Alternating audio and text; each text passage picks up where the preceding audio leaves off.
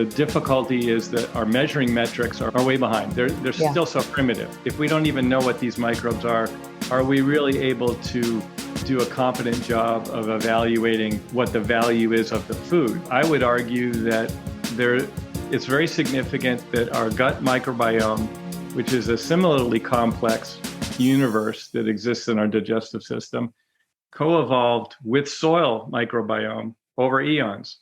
So we developed as an animal over all of these eons, eating this food grown in soil. Mm-hmm. I believe they're completely complementary systems, and we definitely need soil in order to have a healthy gut. We need a healthy gut in order to have a healthy body. I think that's also related to taste. And we go back to that question you asked about, well, why do our berries taste different? Why do they taste so good? And I continue with the feedback we get is extraordinary from all over, including from very sophisticated palates and professional chefs. And we get an enormous positive feedback. And I'm asked that question constantly, and I don't have a great answer. But I think what makes the most sense to me is that our bodies know what's good for us. And we can be fooled. The food scientists are very sophisticated at this. They're very good at it.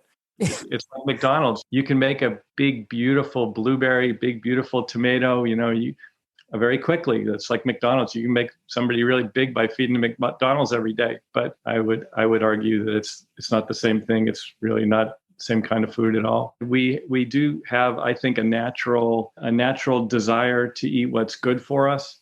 And when we have a good piece of produce, it tastes good. And that's an evolved mechanism, feedback loop. If this tastes good, I'm going to have more of it. If I have more of it, my body's going to be healthier. I'll live longer. I'll reproduce. It's the whole evolutionary chain. So I do think we like the taste of things that are good for us. And I see that all the time with little kids. We have children eat our berries all the time, and they just light up. I think they know their bodies know what's good for them. Mm-hmm. And I don't have the science, but I really find it hard to believe that we can replicate that with a simplistic solution of some primary and secondary nutrients that we drip through inert growth media. Welcome back to our podcast, Tasting Terroir, a journey that explores the link between healthy soil and the flavor and health of your food. I'm your host, Sarah Harper. That clip was from Hugh Kent, a blueberry grower in Florida who has impressed top chefs and children alike with the incredible tastes that come from his real organic blueberries. More about the regenerative farming practices he uses to get that fantastic flavor later in our feature interview with him. In our last episode, we got into the issue of standards and how thinking about regenerative in comparison to the organic standard could present some challenges. It could be easy to see that discussion as being against organic certification. That's not the intent.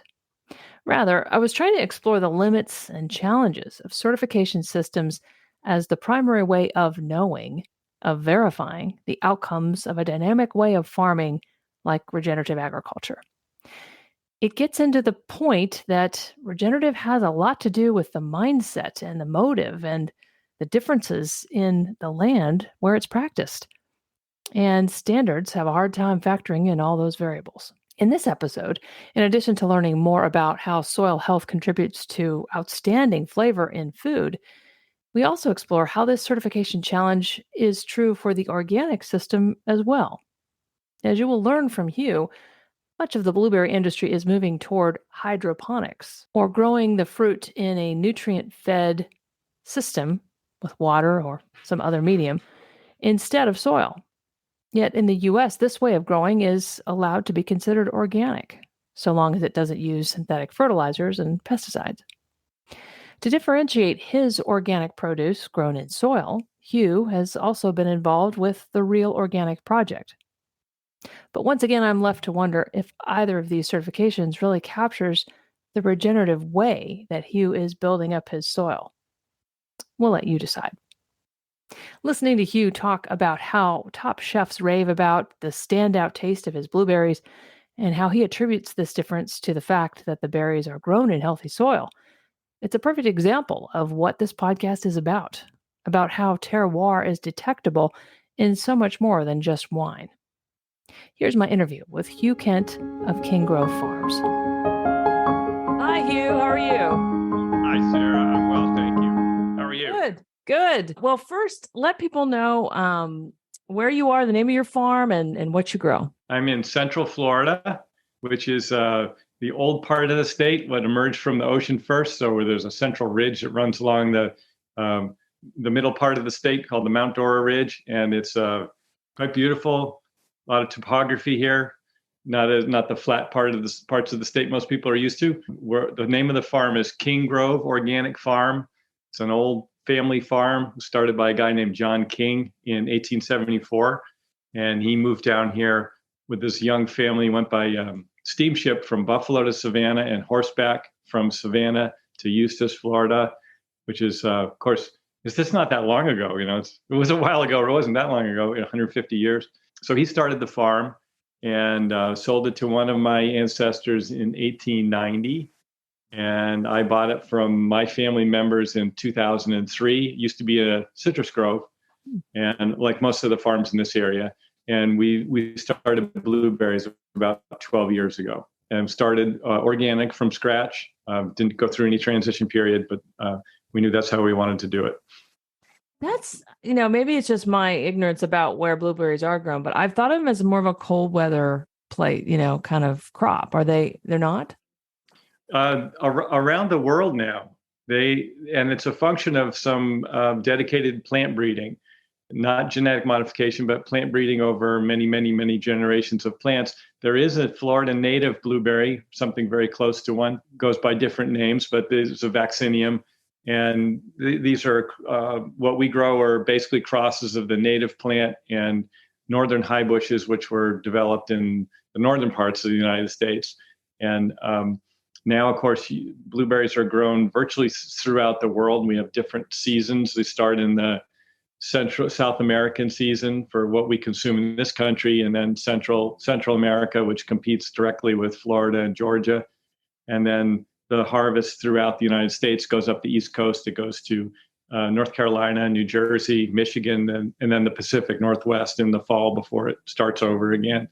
So it's a quite a long domestic season as well as a long international season. And you're about to come into your harvest season, right? Yeah, that's why I seem a little distracted. We have about 10 weeks to harvest and make enough money to pay the bills for the entire year. So it's very hectic. It's very intensive agriculture, and the harvest is always challenging. But of course, that makes it fun. And this year we're doing something a little bit different, which I'm very excited about. We're a fairly small farm, and but we're a wholesale operation mainly. We grow way too much to sell through farmers markets and retail. We have to go through the wholesale channels. We're trying to sell more and more retail because that's where we find the people who appreciate the quality that we grow. Mm-hmm. But we've always had to rely on third parties for packing up until a few years ago, for cold storage up until last year. This is the first year that we'll do everything here on the farm. So wow. We pick and sort and pack, refrigerate, and then ship all from the same location without any reliance on other people, which I feel really good about, because our niche has always been the highest quality that we can possibly produce. And I think we're there. And last year was the missing link, cold storage. For us, I think and maybe we'll talk about this later, but a quality difference has to do with how quickly blueberries get down to 34, 35 degrees, where their longevity goes way up. And lots of people believe that the nutritional value goes hand in hand with that. So the longer they stay at ambient temperature, 80, 90 degrees when they're picked, or even in the 50s, they're losing nutrition, they're losing quality, they're losing flavor, taste, freshness. Unlike commercial third-party packing houses, we don't have to do that. So we can go from the field and immediately sort and pack, and then right down to 34 degrees in our own cold room here. So that makes a huge difference instead of maybe 36 or 48 hours with the berries spending their time in the mid to upper 50s. Goes right down to the temperature where it stays until it gets to the customer. Yeah, well, and tell me about the flavor and the uniqueness of your berries, because I learned about you because Jill Clapperton, our co-host here, had experienced them and had met you and talked with you, and just was wowed by your berries. And she's, being a plant scientist, of course, is curious as to why, and she knows all the links between how things are grown and that affects the nutrient value and all of that. So maybe tell everybody a little bit about that discussion, or what Jill kind of took from that, since we don't have the benefit of having her here right now. I wish she were here because I'm not sure I understand it completely. A lot of times I think I do my best farming when I get out of the way, and I do as little as possible. Let the soil take over and let the plant do what it knows how to do. I find myself taking more and more of that attitude as time goes on. The less interventionist I can be, the better the quality seems to be. But we grow in soil. Our entire operation is designed around improving, really doing nothing more or nothing less than improving soil quality. And this is increasingly rare in blueberries, especially the ones that are grown in the springtime. Most of the blueberries consumed in this country now comes from Mexico, the ones that are grown in the spring. Some come from Chile, then Peru, and then Mexico. But the lion's share of organic blueberries are coming out of Mexico now, and they're hydroponic. So they're grown in plastic pots or plastic bags with an inert substrate in them. Instead of soil, they have something like coconut coir or something else that's lifeless. And then there's a nutrient feed that is dripped through that pot or through that bag, and that's how they grow them. It couldn't be any different a growing system than what we do. Really, if you see them side by side, it's very dramatic. Unfortunately, they're allowed to be called organic only in this country. Does the USDA allow that? Nowhere else in the world can you get away with labeling hydroponic produce as organic, but in the United States at the moment you can. But we grow what's called Real Organic. We're involved with the Real Organic Project, which is an advocacy group of farmers that are trying to raise this consciousness that the USDA organic label allows hydroponics and it allows CAFO operations also. That's, in my view, that's not allowed under the law at all, but the USDA does not enforce it. Real Organic Project does. So if you have that label, as we do, the Real Organic Project label on top of the USDA label, you're getting soil-grown organic produce. That's great to let people know that. I've heard of the Real Organic Project, but I wasn't as clear on that soil piece. That's a big part of that. And that gets into regenerative practices. And what would you say are some of so obviously you're focused on soil health. How do you, enhance the soil so that you get this great, taste? Our system relies on green manure. So most of our fertility, and increasingly, it's not all of our fertility yet. I wish it were. We're getting there. We try and be better organic farmers every year. But we grow a lot of the food for the plants in the rows in between the plant rows, so in the middles. And we cover crop there, and we also allow Mother Nature to go ahead and grow what she wants to grow. And I designed and fabricated specialized mowing machines and mulching machines that will take that area in between the plant rows, mow it, mulch it, and throw it up on the beds where it feeds the plants. It provides two functions. One of them is food, and the other, as that organic matter decays, decays and is worked on by the microbiota community. But it's also a thatch develops there, and that's what we use for the majority of our weed suppression also, which is, of course, is the biggest challenge in agriculture, let alone organic agriculture. Weed control is always an issue. Mm-hmm. But I think what we have going now is a very complex and poorly understood system, intricate universe of physics and biology and chemistry that's going on in that soil. We try and get the microbes as healthy as possible. We don't know who they are. We don't necessarily know what they do. We don't have names for them.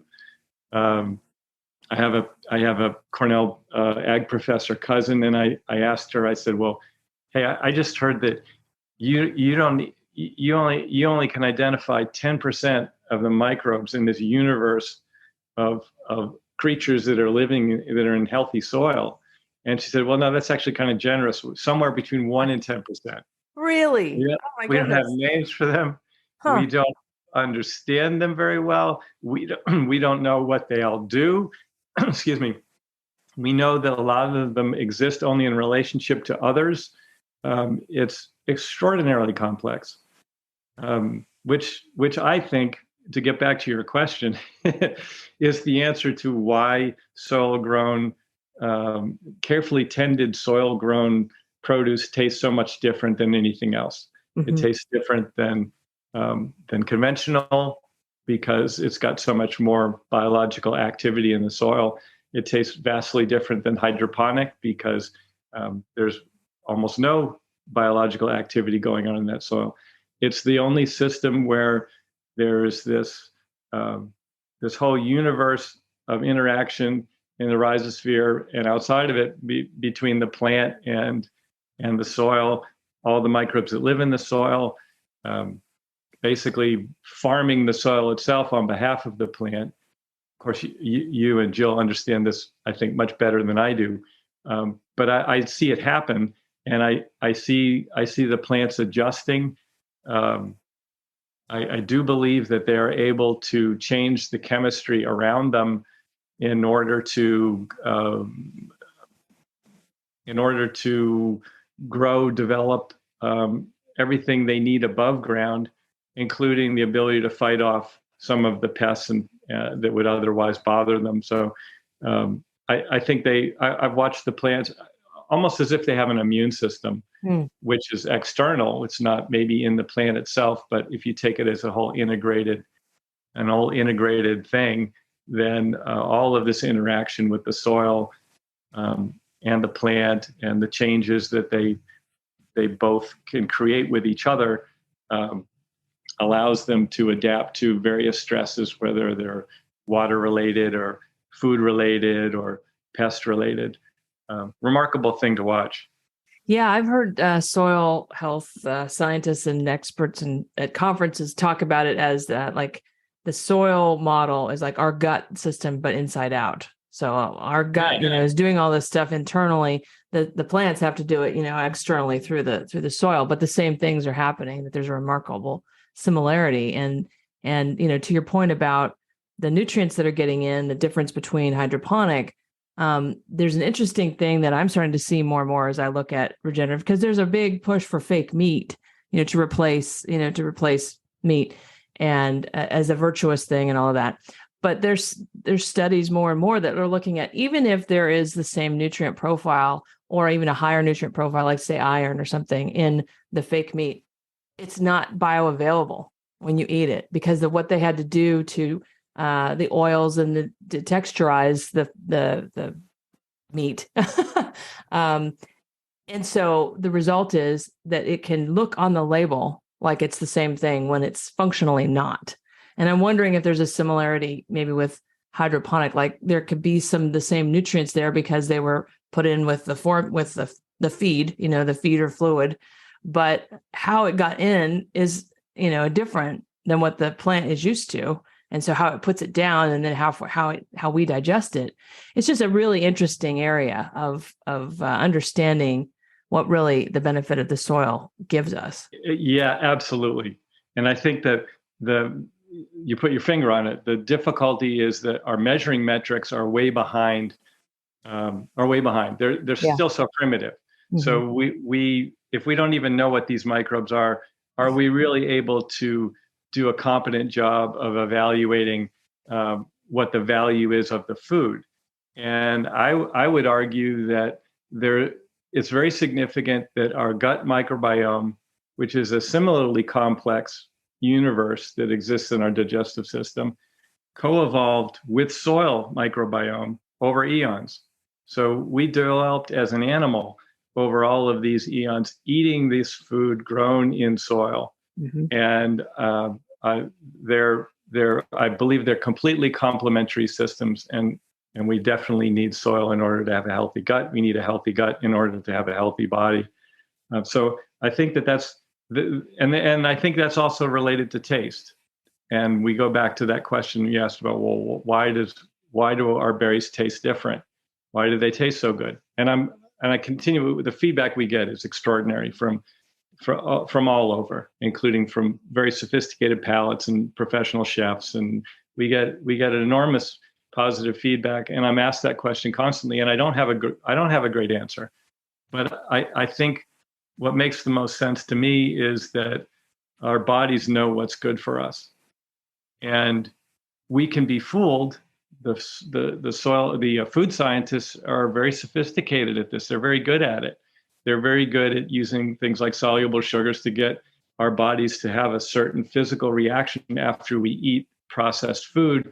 And our bodies are fooled into thinking, wow, I got all this energy. That felt great. This must be good for me. Let's have more of it. And that's one way to get the body to respond. I think it's an artificial one and a dangerous one and an unhealthy one. But on the other side, we do have, I think, a natural desire to eat what's good for us. And when we have a good piece of produce, it tastes good. And that's an evolved mechanism, feedback loop. If this tastes good, I'm going to have more of it. If I have more of it, my body's going to be healthier. I'll live longer. I'll reproduce. It's the whole evolutionary chain. So I do think we like the taste of things that are good for us, and I see that all the time with little kids. We have children eat our berries all the time, and they just light up. I think they know their bodies know what's good for them, and I don't. I don't have the science, but I really find it hard to believe that we can replicate that with a simplistic solution of, some primary and secondary nutrients that we drip through a inert growth media. It's like McDonald's. You can make a big, beautiful blueberry, big, beautiful tomato. Very quickly. It's like McDonald's. You can make somebody really big by feeding them McDonald's every day, but I would argue that it's not the same thing. It's really not the same kind of food at all. But the thing is, we go to those systems because they're easier or they're scalable or there's all sorts of reasons why people, move in that direction. And I think that's kind of a similar thing that we see in agriculture in general. There's a reason why agriculture moved toward, there's a lot of criticism about big food and cheap food policy. And I'm certainly critical of it too, but I grew up in Kansas. And so I grew up kind of in the midst of it. I kind of understand, I think, what so much of the interesting conversations I'm having with people like you, it all comes back to going back to nature, seeing yourself as an assistant to nature, a constant curious companion almost. And that's your role, as opposed to, I have to control this. It all depends on me. It all depends on the right decisions I make and the chemicals I apply and the whole system it's a management system that agriculture has become, which is more expensive and gives you actually not a superior outcome, but we feel like we have more control, so it seems like there's a real appeal on that level. Maybe you could speak to. Oh, I'm just stuck on what you said. I love that. The constant curious companion. That's beautiful. I think that's absolutely right. It's so much different than what I see with conventional agriculture and this desire to make it sterile, except for the monocrop you're working with. Anything you see out there, just get rid of it. We're just going to clear the road and just have this one plant try and survive and do well. And I just think it's really misguided. It takes a while to get confidence in this because initially it's really disconcerting, and especially when you don't have a lot of organic growers in your area, you have to see results before you gain confidence. But I think I'm past that point, and it's I'm a real true believer. And I had this conversation with Dan Barber, the chef, and who you know well, and he the guy's wonderful, and he's got such an inquisitive mind, and he just takes it all in, and he asks more, and he's really about the only person who kept pressing me about the flavor of these blueberries, and he said, okay, why do they taste so good? And I said, I'm not sure, Dan. They're grown in soil. Well, give me more. I said, well, it's real organic. It's we don't cut any corners. It's all. And he kept pressing me. Well, more. Tell me more. Well, that doesn't explain it.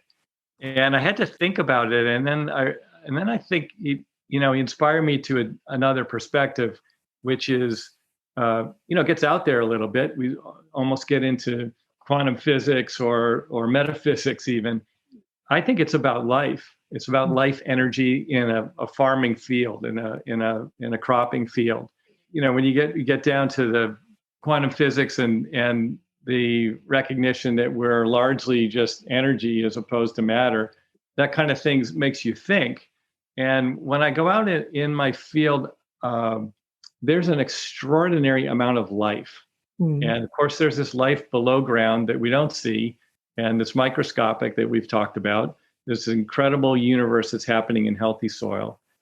But there's also a lot of life above ground that you can see. So I go out and inspect the field, and we're lucky enough to be surrounded by some well-managed property. Some of it's ours and some of it's other people's, but there's good, healthy woodlands and wetlands around here, and a lot of wildlife. And so this blueberry farm is in the middle of a thriving, healthy ecosystem. And I see all kinds of things on my plants. Some of them I know, some of them I don't know. Some of them I suspect may be beneficial. Some of them I suspect might not be if they get out of control. But it's an extraordinarily active, vibrant, living environment. So the plants have all kinds of bugs and things that are walking on them and flying by. We have pollinators out there that they just pretty much finished up. Our flowers are now done being pollinated and the berries are forming. But when we have the flowers out, we don't just have honeybees that we bring in order to help pollinate, but we have there's a native Florida a bumblebee. There's bumblebees. There's wasps. There are butterflies. There's all kinds of other creatures that are out there doing the pollination for us. And I'll give you one more example about this intricacy that we don't understand. We sometimes have mite problems in the buds that is pretty familiar for blueberry growers, and we'll share those with the academics at the University of Florida periodically and say, okay, what do you see in here? Should we be concerned something's getting out of control? And their response is usually, wow, we've never seen that before. So they look at some of these things under high-powered microscopes and they say, well, we have these mites that we haven't seen before. But you also have a whole bunch of beneficial mites that we haven't seen before. Or this almost gets a little creepy when you think about all these little things that are living in your blueberry buds. But the reality is that's what we're like as animals, right? We have extraordinary amounts of little creatures in and around our bodies that allow us to live. We couldn't live without them. So this is happening. This is happening everywhere from a microscopic to a recognizable scale in our farm, and I really enjoy it. I just see all kinds of things that passing through, or flying over, or walking through, or lingering on the plants, or you have to look carefully. It's not like there's this big creepy infestation out there. It's just that there's a lot of life. Yeah, and I think a lot of life above ground and below ground. It creates a different kind of food than you find in a more sterile farming environment.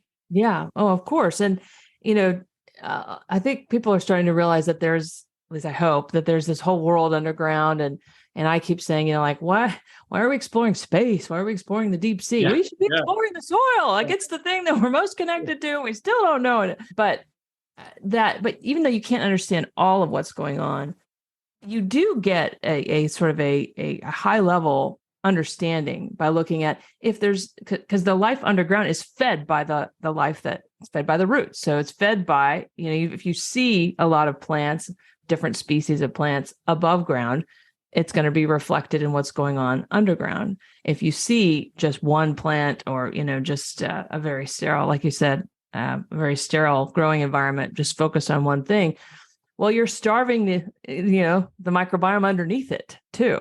Yeah, I think it's a great metaphor for our treatment of the entire planet. If I think if you recognize all these systems are interconnected, then at some point you have to step back and say, well, wow, the whole thing, this whole third rock from the sun, it's all one big living system. Mm-hmm. The Earth is living. Just watched something interesting yesterday. Somebody talking about how our climate changes throughout the year because the Earth basically breathes differently. When the northern hemisphere starts to leaf out in the spring, you change a lot of the atmosphere just based on all of these forests and plants changing their cycle. So you have there's this constant movement and change and interrelationship on this whole macro level, and then it goes all the way down, like you're saying, to a microscopic level. Yeah, I wish we'd get a handle on all this before we export our current thinking out into other areas of the universe. It's like we have some things to clean up here first, mm-hmm. Make our planet a little healthier. Yeah. Well, and I'm wondering too, some of what's going on, obviously, and you plant, you mentioned you plant different things in between the rows. Do you use a kind of science to decide which plants to plant in between the rows? How have you kind of made that decision about what things to encourage to grow in addition to your berries? Yeah, that's a great question. I that's evolved for me also. So initially I relied on a lot of soil tests, mm-hmm. and try to identify what I'm deficient in, and then amend that either directly.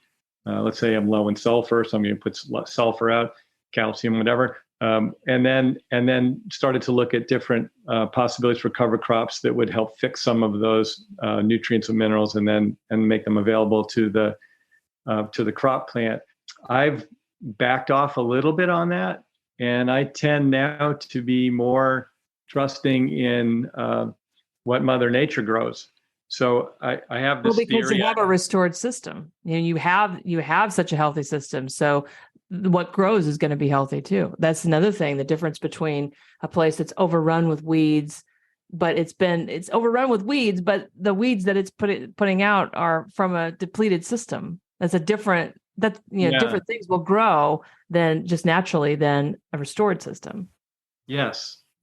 And I haven't heard that discussed very much, but I believe in that. And I believe that when you disturb soil, so let's say you take a piece of land in Florida and you disturb the soil down to a depth where you're turning up what's in the seed bank and getting it to a level of 0 to 2 inches where it then gets enough light and air and water to germinate.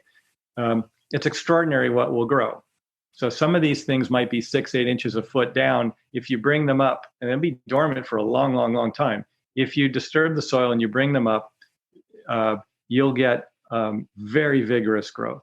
And typically there are certain weeds which will outcompete all the others in this part of the country anyway. And you can count on some of them doing very well. Nutsedge, ragweed, there's all kinds of real beauties. But I think what happens is the earth has a natural tendency to try and heal itself. So if we don't continually pick the scab, we allow it to go ahead and make itself healthier over time. I do believe it tries to create productive topsoil for us. And around here, one of the initial plants that comes up is Indigofera. It's a hairy indigo. It's a nitrogen fixer. Not much nitrogen in soil and sandy soil in Florida, but you'll see this plant come up and it does an excellent job of taking nitrogen out of the air, fixing it in its root system, and then when that's plowed, or when that's allowed to decay, lightly plowed in, that becomes part of the soil chemistry. So I have seen over time an evolution from these initial pioneering opportunistic weeds that come up when you first disturb soil. And then as the soil gets a bit healthier over the years, you have other soil, other plants finding their way in there. And I can't prove this, but I do think that nature's got a tendency to recognize the deficiencies in the soil, and there are plants that will thrive in that deficient soil, which actually over time will make the soil less deficient. Have you, going back to the berries themselves, have you had them tested for different qualities or properties or anything you could share about? Like, I'm sure like what Chef Dan was searching for, anything you can tell us about, like what's been found in the berry that makes it. I don't. And I've been really curious about that. Mm-hmm. I like had the nutrient density and that kind of stuff. Yeah. I think Dr. Van Vliet has got a sample of mine out in, where is he, Utah or somewhere out there? Yeah, that's great. We interviewed him about the beef project. No, ask him what's going on with my berries. I will have to come back around. They were sent out there, and I think he came up with a budget for testing them. They were sent out there with some hydroponic berries, and there was, of course, it's expensive to do this kind of stuff, so they were looking for the funding to do it. I paid to ship them out there, but I didn't have the resources to say, yeah, go run them through the lab. So I'm hoping that happens at some point. And I think that would be very useful. But again, I'm not convinced that there are the metrics yet, that we have the technology for the reasons you were saying. A lot of stuff with really synthetic stuff, fake meats and so forth. They look good on paper. They look good based on the measuring devices we have at this point. And I don't know if those really tell the whole story. I think our bodies and society as a whole, if you look at the health of our society, that might be a better indicator of how good our food is at the moment. I work with a lot of farmers across the different parts of the regenerative kind of spectrum, and regenerative itself, that word is kind of reactive, and people are trying to define it different ways, and there's a battle over it and all of that. And but I was struck by what you're talking about with organic, the battle that organic has with hydroponic, or with or maybe even with organic and regenerative. We see some differences about what that means there. But what keeps coming to me is that it really is about, there's such differences in the places that you're growing things in, the crops that you're growing, but the unifying thing is this companion to nature, working with nature, really always continuing to enhance nature. But that's hard to certify. You can certify it, that you didn't use these pesticides but as you've seen with the organic standard, then things start splitting away and it gets, like it's technically organic, but, it's not what people think. And what seems like there's like two things that I want to get your impression on. One is if you know the farmer, and you have a website, you sell direct to people. If you know the farmer and you know what they're doing, that is a way that you can be more certain of what you're getting. Obviously, tasting it too. But then the other end is like what Dr. Van Vliet's doing, and he's already found kind of like a chemical signature in grass-fed, in multi-species grass-fed animals, and it's a chemical signature that you can find, that it's there. You can see it, so you can test for it. You can say this is whether just grass-fed, because that's the other crazy thing, that it's not the benefits from meat are really not just grass-fed. It's multi-species grass-fed. It's this diversity. It's back to your point about it's life. It's access to diverse life that brings the benefit. And but it's findable, it's testable. And I think that's going to be there in your berries and in everything, because it's just about, like you said, the metrics catching up. So in between, like when the metrics catch up, then you can go back to aggregating it all, and because it's all of alike, it all has a signature. But until then, I think people have to just buy their berries directly from you. I mean, like if you care about, not everybody can do that for everything, but you pick one or two things that you're going to really prioritize, and you buy it directly from the farmer. I mean, is that happening more and more? Is your direct sale going up, or what do you think about that end of it? Because I know that's got to be a pain in the neck for farmers who are doing all this other stuff to then have to take on that side. It's a whole, third job for you. Yeah, we're not great marketers. Well, your berries are your marketing. Yeah, well, I mean, my wife and I specifically. There are some good farmer marketers out there, but it's a talent, and you're right. It's hard to find the time to be good at it, also.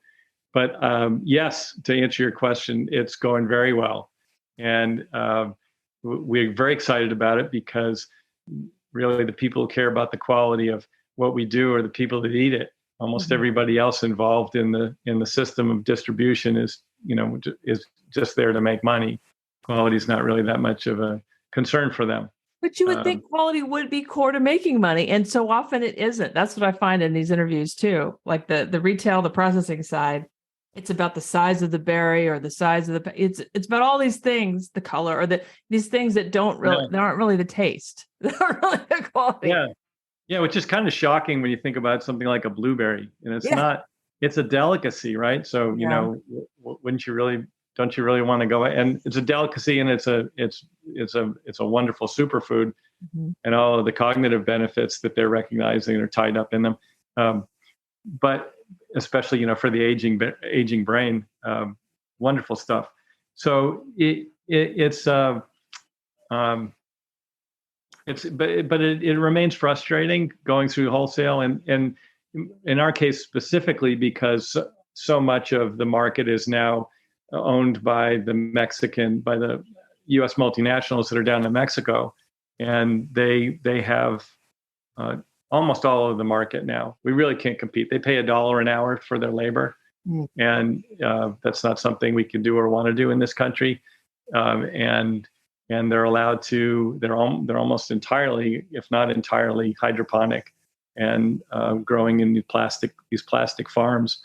They put out plastic ground cover. They put out plastic pots, and they cover them with plastic hoop houses, and they bring them here as organic. So on the shelf, unless you're really sophisticated and you follow this stuff, you're paying a premium for something that's environmentally abusive and abusive on a human level too. But that's the reality of it. So in order to escape that system, we have to go to retail. We like to go to retail. It's just getting the word out is tough. So we keep trying. And of course, we find that word of mouth literally is the best. People eat them. And so it's grown quite quickly. We're more and more a retail operation now. We ship around the country. And we figured out, we've been doing it for 4 years, and we figured out how to use the best, most sustainable packaging we can. And we were able to send everything second day air, and it arrives in great shape. And people tell us that because of our handling practices, they'll last for a month in their refrigerator, which is pretty astonishing. But most of them say that they would last a month, but we ate them all in a couple of days. So. Yeah, I'm sure. Do you? What portion are you selling direct to consumers, and is that growing? Do you sell out of that portion, or like if people want to sign up? I know I went to your website, so there's a mailing list. Like you sign up, and they could be notified, basically because you sell in season. And so that they're not just sitting around waiting for you to come by anytime. Thanks for signing up. We'll start on March 15th. We'll open up for sales starting on March 15th in just another week or so. So people are on the mailing list, they'll get notification that the website is live. And then we have rolling weeks. So I think we won't have much berries the first week. That will sell out very quickly, and then we'll have more. Hopefully they'll continue to keep selling out as we go through the season. Whatever we don't sell, goes to store shelves somewhere. But it's it's really fun. It's fun, and it's the way we can actually make this work financially. So it's just great to get the feedback from people, because I'm like a lot of people my age. When I taste good produce, I like slap my forehead and I say, I haven't had anything like this since I was a kid. Yeah. And that's what's happened to our food system. My mother grew up on a farm in New Hampshire. It's a family farm back to the 1600s. And we used to eat that produce a lot. And I find myself when I find good food now, I say, I haven't had that since, I had it on my grandfather's farm. Mm-hmm. Um, Dave Chapman's tomatoes. I don't know if you've had Longwind Farm tomatoes that are a good example. A No. real organic tomato. Uh, boy, when you have this stuff and you realize you haven't tasted something like that in decades, Mm-hmm. it really makes you stop and think. Yeah, well, that's the other thing that I've heard people talk about too, that there's the idea of a cheap food policy can make you could kind of wrap your mind around it if you want to think about, well, people need to be able to afford food. But when you think about the consequence of not getting what we need from food is disease, then we're going to pay for it on one end or the other. And so prioritizing, health from the beginning, or the restorative ability that these nutrients that are absorbable, because that's the key thing. I mean, we wouldn't need a whole supplement industry if we could. We're designed to get it from food. We get it in better form from food, but we don't know which foods have it anymore. Right. And yeah, that's a great point, because it's expensive to be alive, and but you can spend your money on healthcare, or you can spend it on good food. Mm-hmm. I really think if you look at those graphs and you see how much we spend on food and how much we spend on healthcare now, you can see why saving money on one is costing us more on the other end. And there's another element to it, which is a little less personal, which is just that a lot of these costs of cheap food are externalities that we foist off on other people and on the planet.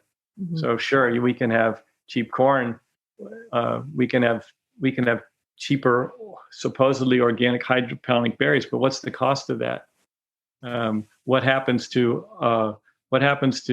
all that stuff that you're dripping through a hydroponic system and is just going through a plastic weed mat into the ground, and now you're polluting the ground. You're putting plastic residues in the ground. You get plastic residues in the food, the synthetic estrogens that are involved in that. You have an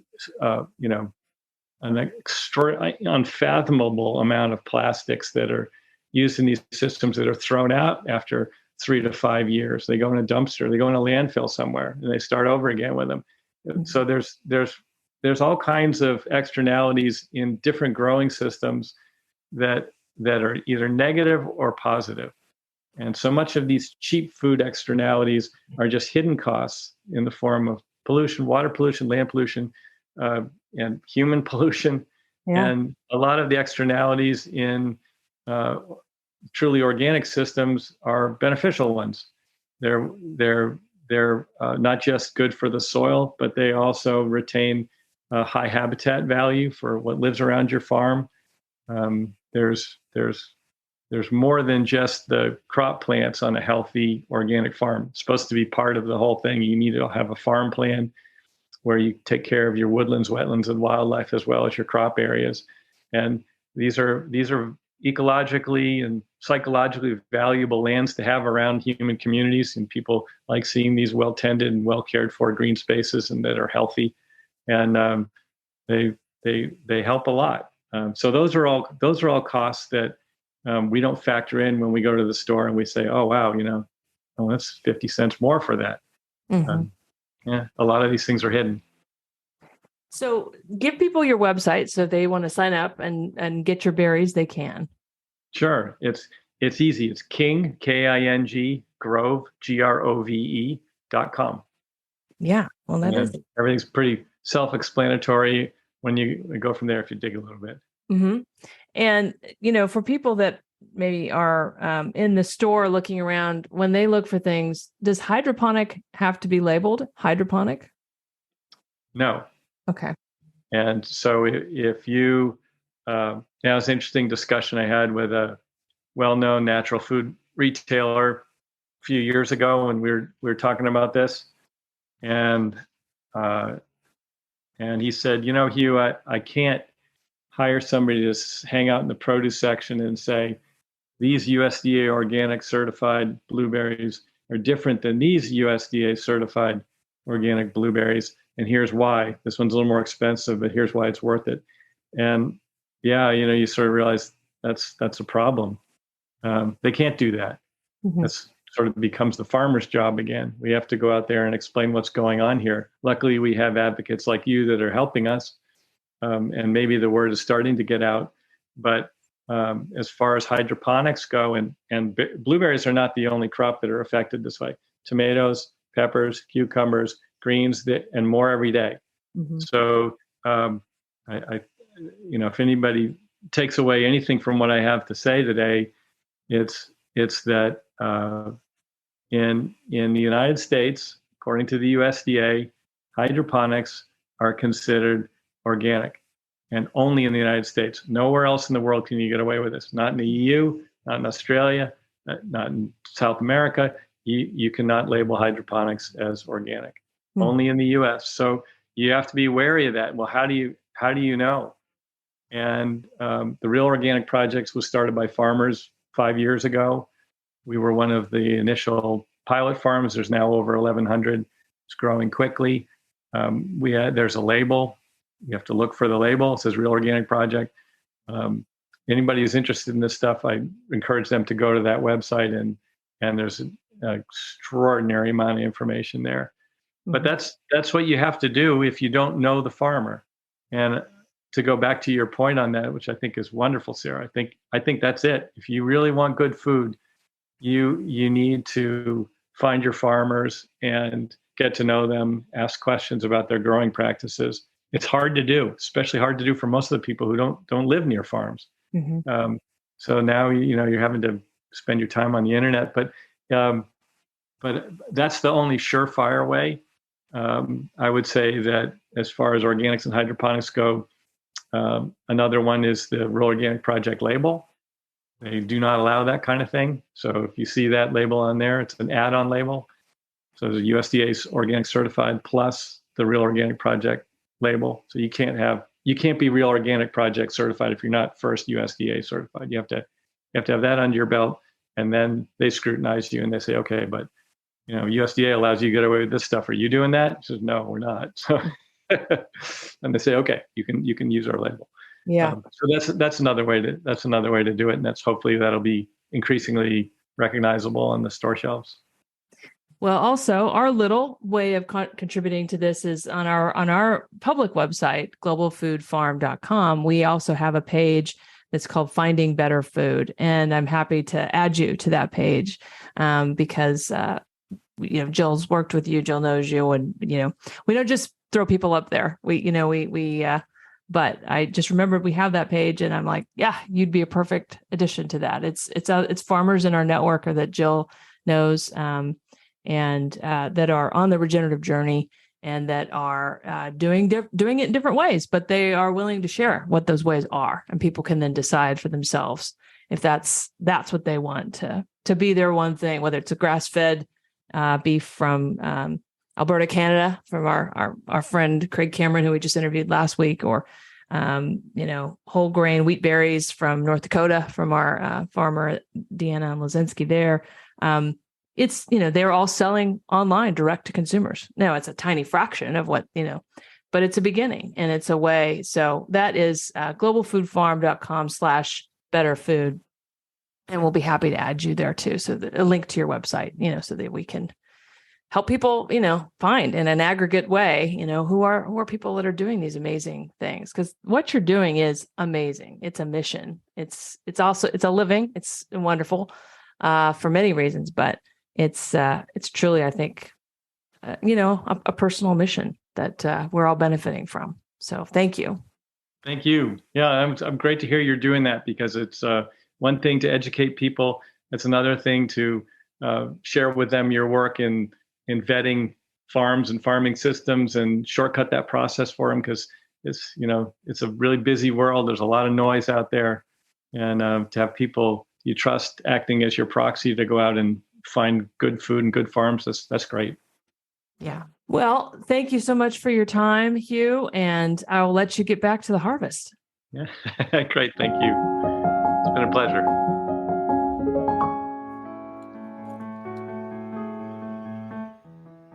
You've been listening to Tasting Terroir, a podcast made possible by a magical collaboration between the following companies and supporters, all working together to help farmers, chefs, food companies, and consumers to build healthier soil for a healthier world. Rhizoterra. Owned by Dr. Jill Clapperton, Rhizoterra is an international food security consulting company providing expert guidance for creating healthy soils that yield tasty, nutrient-dense foods. Check us out at rhizoterra.com. That's RHIZOTERRA.com.